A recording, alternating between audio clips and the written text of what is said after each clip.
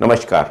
आज मैं जो बिजनेस आइडिया बताने वाला हूँ उसमें सबसे इम्पोर्टेंट ये है कि अगर आपकी जेब में एको पैसे नहीं है तो भी वो बिजनेस कर सकते हो, बड़ा मार्केट पैदा कर सकते हो। और दूसरी चीज़ ये है कि इस बिजनेस की खासियत ये है कि अभी मार्केट बनी हुई है, यानी कि लोग कस्टमर नीड के साथ आपके लिए खड़े हैं। बस ज़रूरत है कि उनके पास जाओ, अपनी बात कहो और वो आपसे वो बिज़नेस ज़रूर लेंगे। नंबर एक बात। नंबर दो बात मैं ये कहना चाहता हूँ कि इस वीडियो के अंत में कुछ मैं अपनी पर्सनल बात बताऊँगा आपसे। वो इसलिए बताऊँगा क्योंकि पहले अगर मैं ये बात करता तो शायद आप कुछ और अर्थ लेते, लेकिन अब चूँकि आप मुझे समझ चुके हो, मुझे जान चुके हो, पिछले 1 साल से आप लगभग मेरे वीडियो देख रहे हो, तो मेरी वो सारी हैबिट्स आप समझ चुके हो कि क्या मैं सही हूँ या गलत। तो उस मैटर को लेके भी मैं लास्ट में जो मैं करता हूँ खुद, वो मैं आपको बताऊंगा, तो वो मैं लास्ट में रखूँगा। अभी इस वीडियो को मैं फिर से कंटिन्यू करता हूँ। ये जो बिज़नेस है इसमें वो सारी चीज़ें हैं जो आप पा सकते हो साथ में। अगर आप एक बार किसी कस्टमर को बनाओगे तो वो हर महीने रेगुलर इनकम भी आपको जनरेट करके देगा। ये भी बात है, कोई मार्केटिंग का काम नहीं है, ये भी आप समझ लो। नहीं, अभी कोरोना का काल गया है, बहुत सारे लोगों के बहुत पैसे खर्चा हुए हैं। जिसको भी कोरोना हुआ या जो अस्पताल गया उसका 1 लाख, 1.5 लाख, 2 लाख से नीचे तो बिल बना ही नहीं। कई तरीके से प्रॉब्लम्स और कई तरीके की चीज़ें दिखाई गई और ऐसे ऐसे बिल आपके सामने आए। कुछ सही आए, कुछ गलत आए, कुछ अस्पतालों ने अच्छा काम किया, कुछ अस्पतालों ने गलत काम भी किए। ऐसे करके सभी का लगभग लगभग काफ़ी नुकसान भी हुआ बिजनेस पॉइंट ऑफ व्यू से, और कई लोगों के पैसे बहुत ज़्यादा अस्पतालों में खर्चा हुए और कई लोगों के नहीं हुए। तो वो डर है कि हाँ, पता नहीं कब ऐसी स्थिति आ जाए कि हमें अपना ये बिल चुकाना पड़े। तो ये जो चीज़ है ना, बहुत सारे लोग इससे परेशान हैं। तो आपके पास एक अपॉर्चुनिटी बनती है, एक ऐसा बिजनेस जो इन सबको मेडिकल से सिक्योर करे। यानी एक ऐसा आप पॉलिसी एडवाइज़र बन सकते हो जो आप इनको समझा सकते हो या आप इनको बता सकते हो कि जब आप एक बार पॉलिसी ले लोगे तो आपकी लाइफ के एंड तक आपको अस्पताल में पेमेंट नहीं करना पड़ेगा। ऐसी भी कई सारी पॉलिसी हैं जिसमें आप बस मंथली इतना देना पड़ेगा, फिर आपको कैसी भी डिसीज़ हो जाए, कितनी भी बड़ी या कितनी भी क्रिटिकल या कितने भी पैसे लगें, लेकिन आपको पेमेंट नहीं करना होगा अस्पतालों में। आप इन अस्पतालों में जो टॉप अस्पताल होंगे शहर के, उनमें जाके आप इलाज करा सकते हो। अब ये बात उठती है आपके सामने कि इससे आप कैसे बेनिफिट ले सकते हैं, आपको क्या फ़ायदा होगा। तो देखिए, लोग परेशान तो हैं ही, लोगों के बहुत सारे पैसे खर्चा हुए हैं, बहुत सारे लोग कर्ज में आ गए हैं अपनी मेडिकल के उपचार करा के, और बहुत सारे लोगों ने ये देखा है कि हाँ, उनका या किसी और का या किसी रिश्तेदार का, मित्र का बहुत सारा पैसा मेडिकल में खर्चा हुआ है। तो आप एक मेडिकल एडवाइज़र बन सकते हो, मेडिकल इंश्योरेंस एडवाइज़र बन सकते हो। अब सबसे बड़ी बात आती है, आप ये पूछोगे कि मेडिकल इंश्योरेंस एडवाइज़र हम बनेंगे कैसे। सबसे इम्पॉर्टेंट चीज़ है कि बनेंगे कैसे। तो जितने भी बैंक हैं, आप ये मोटा मोटा समझो, बहुत ज़्यादा एक्सप्लेनेशन में मैं नहीं जाता हूँ, आप ये समझ दो, जितने भी बैंक हैं, सरकारी हो या प्राइवेट, सब मेडिकल इंश्योरेंस करते ही करते हैं। ठीक है, तो अब आप आपके क्षेत्र में जितने भी बैंक हैं, आपके अगल बगल बैंक हैं, आप उनमें जा सकते हो, उनसे बात कर सकते हो और उनसे बात करके अपने आप को as a medical insurance advisor या कोई भी इंश्योरेंस, उस बैंक का जितने भी इंश्योरेंस होते हैं उनके एडवाइज़र के लाइसेंस ले सकते हो उनसे बात करके। और उसके बाद आप मेडिकल इंश्योरेंस कर सकते हो, लाइफ इंश्योरेंस कर सकते हो, व्हीकल इंश्योरेंस कर सकते हो। तो ये सारा का सारा फील्ड, तो आप कहोगे हो, या बीच में ये भी कह सकते हो, सोच सकते हो कि ये तो पहले से भी था, आप नया क्या बता रहे हो। तो देखिए, नई चीज़ यही है कि जो सबसे बड़ी प्रॉब्लम है ना इस समय मेडिकल की, उसमें एक बहुत अच्छा मार्केट सामने है और लोगों का फ़ायदा भी है, लोगों का भला भी है। अगर आप उनको ये बीमा देते हो तो सबसे बड़ी बात तो ये है कि उनका लाइफ सेफ हो जाएगी, उनको एक अच्छी एडवाइस मिलेगी कि हाँ भाई, इतने रुपए अगर हम मंथली पे करते हैं तो हम एक हेडक से बच जाएंगे, कि हमारा परिवार एक हेडक से बच जाएगा कि हाँ, मेरे परिवार में किसी को भी कोई प्रॉब्लम होगी तो हम सेफ़ हैं, हम किसी भी अच्छे अस्पताल में जाके इलाज करा दे सकते हैं। और ये एक बहुत बड़ी चीज़ है। देखिए, जब भी XYZ कभी बीमार होते हो या बड़ी बीमारी होती है तो आपके घर का बहुत सारा बचत जो आपने की होती है वो एकदम से चली जाती है। लेकिन अगर आप मंथली निकालोगे इससे तो आपकी बहुत ज़्यादा बचत होगी। ये ही आपको समझाना है और सही भी है। और ये चीज़ समझा के जब वो मेडिकल इंश्योरेंस लेगा तो आपको डायरेक्ट बेनिफिट होगा। ये बेनिफिट लगभग 15 से 20% तक होता है और कई मेडिकल पॉलिसीज़ में ज़्यादा या कम दोनों तरह का हो सकता है, लेकिन मिनिमम 15% तो होता ही है। इसके बाद जब आप ये चीज़ें बताओगे तो जब भी वो हर महीने या हर साल जैसा भी आपने उसको दिया पॉलिसी, जैसे ही रिन्यू करेगा तो आपका वो सर्टेन अमाउंट आपके अकाउंट में आ जाता है। यानी अगर आपने बिजनेस में एक बार मेहनत की, अगर एक बार एक ग्राहक बनाया या एक बार एक व्यक्ति को आपने ऐसी अच्छी एडवाइस दी और वो आपसे सहमत हुआ और उसने ये पॉलिसी ली, तो आपको हर महीने या हर साल जैसा भी आपकी पॉलिसी का टर्म्स एंड कंडीशन होंगी उस हिसाब से आपको पैसे आते रहेंगे। तो यानी अगर आपने 100 बना लिए, 100 लोगों को अगर कर लिया तो एक निश्चित रेवेन्यू आपके अकाउंट में आने लगेगी। फिर आपको ज़्यादा मेहनत करने की भी ज़रूरत नहीं है। लेकिन मैं तो यहाँ यही कहूँगा कि आप ज़रूर मेहनत करो।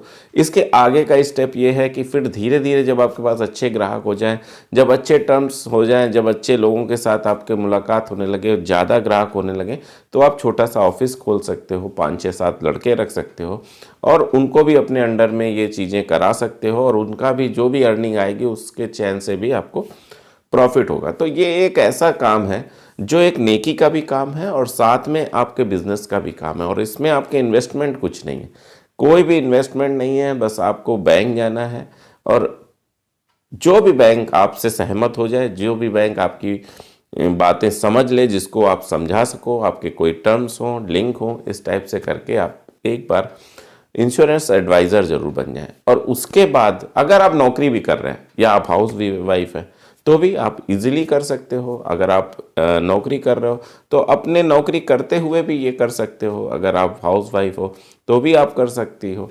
तो ये चीज़ें जो है ना, ये चीज़ एक मतलब एक सामाजिक कार्य भी है और साथ में साथ आपको इनकम भी जनरेट करके देता है।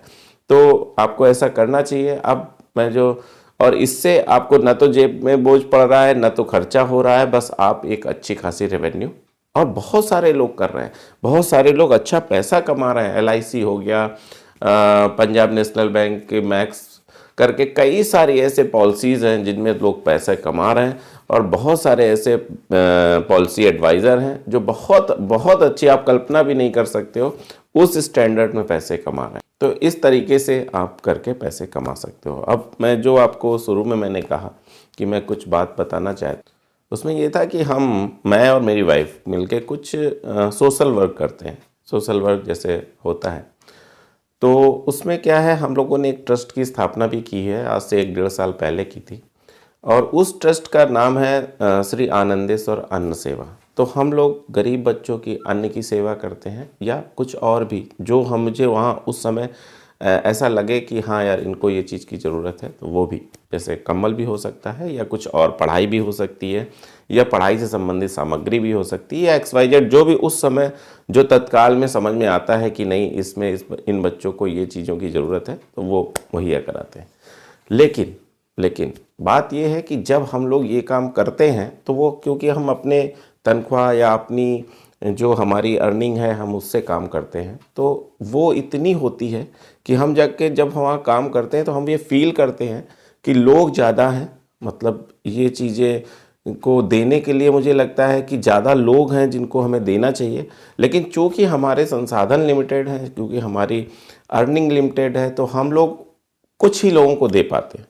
तो अंदर से इतना फील होता है कि यार मान लीजिए 100 बच्चे हैं वहाँ पे या 200 हैं, 100, 200, 500 जो भी बच्चे हैं, और हमारे पास अगर 50 बच्चों के लिए ही संसाधन है, तो एक तो या तो 2 चीज़ें हो सकती हैं, या तो बंद कर दो, या जब मैं वहाँ देने जा रहा हूँ तो जब 50 बच्चों को मिलता है और वो 150 बच्चे रह जाते हैं तो अंदर से बड़ी अजीब सी फील होती है कि यार अब क्या करें।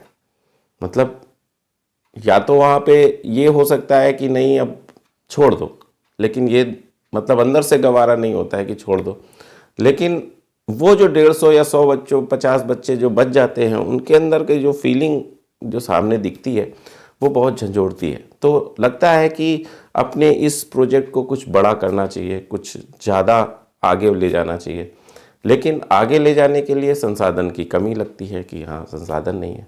तो मैंने पहले कभी आप लोगों से ये चर्चा नहीं की। वो इसलिए नहीं की क्योंकि पहले आप मुझे जानते नहीं थे, समझते नहीं थे अच्छे से कि पता नहीं मैं क्या करने वाला हूँ। तो आज मैंने इसलिए चर्चा की कि अगर हमारा ये परिवार बढ़ेगा, अगर हम लोग इस काम को और बड़े स्तर पे कर पाएँ तो मुझे खुशी होगी, बाकी सबको भी खुशी हो सकती है।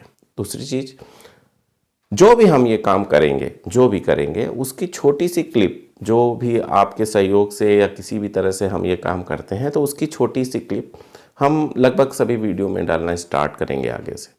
अभी तो नहीं, हाँ, जब काम स्टार्ट करेंगे तो ज़रूर डालेंगे। अभी हम लोग इसको गुप्त रूप से करते थे ताकि किसी को पता न चले, लेकिन जब ये भावनाएं सामने आईं, जब हमने देखा कि कई बच्चे लाभ नहीं ले पा रहे हैं और वो मतलब दुखी हो रहे हैं, तो मुझे लगा कि उस दुख से ज़्यादा अपना जो मुझे घमंड हो रहा है, ऐसा मुझे प्रतीत हुआ कि मैं अपने घमंड की वजह से किसी से नहीं कह रहा हूँ कि लोग मुझे क्या कहेंगे, और तो मुझे उन बच्चों का दर्द ज़्यादा बड़ा लगा अपने इस फालतू से विचार से कि मैं किसी से ना कहूँ। तो इसलिए मैं ये कह रहा हूँ कि मैं एक अकाउंट नंबर यहाँ पे दे रहा हूँ, वो श्री आनंदेश्वर अन्न सेवा ट्रस्ट का है, मेरा ही ट्रस्ट है, और उसमें जो जितना भी देना चाहे वो उसकी श्रद्धा है या वो उसकी भावना है।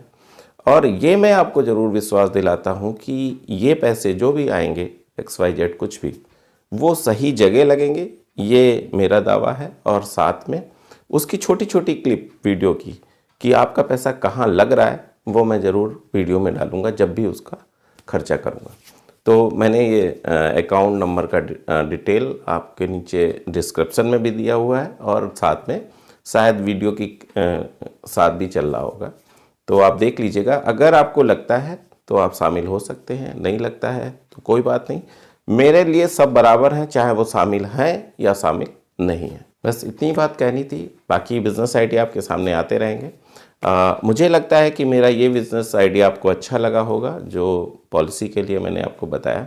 इसमें इन्वेस्टमेंट कम है, चीज़ें कम हैं और आसानी से आप कर सकते हो, और इसके लिए वेट नहीं करना है, कल से ही स्टार्ट कर दो। कल से ही किसी बैंक जाओ, बैंक में जाके उससे बात करो, अपने आप को पॉलिसी एजेंट कैसे बनाएंगे या पॉलिसी एडवाइज़र कैसे बनाएंगे, उस बैंक से बात करो और तुरंत बनो। अगर कोई समस्या आती है तो नीचे कमेंट करो, मैं शायद उस समस्या का हल आपको लिख सकूं, बता सकूं या नेक्स्ट वीडियो बना सकूं।